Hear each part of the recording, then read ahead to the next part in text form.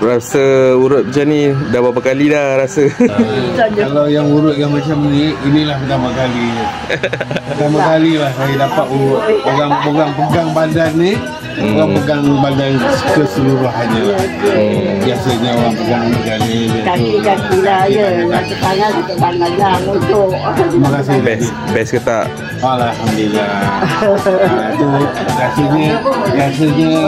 rasanya dalam seminggu. Dalam seminggu nanti datang lagi.